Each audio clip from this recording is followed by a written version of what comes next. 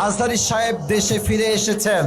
মিজানুর রহমান আজহারীকে জামাতে ট্যাগ দিয়ে এই দেশ থেকে কিছু কুলাঙ্গাররা বিদায় করেছিল। যুবক ভাইরা, যারা আজহারী সাহেবকে দেশ থেকে তাড়িয়েছিলেন তারা কিন্তু এই দেশে এখন আর টিকে নাই।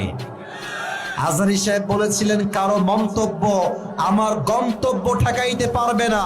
আমাদের সকলের একজন সিনিয়র আলেম লুৎফর রহমান সাহেব, যিনি মারা গিয়েছেন, আল্লাহ ওনাকে জান্নাতের উঁচু মাকাম নসিব করে দিক, উনি বলেছিলেন আজহারী একদিন ফিরে আসবে, বিজয়ের বেশে ফিরবে, বীর বাহাদুরের বেশে ফিরে আসবে। ঠিক কিনা বলে?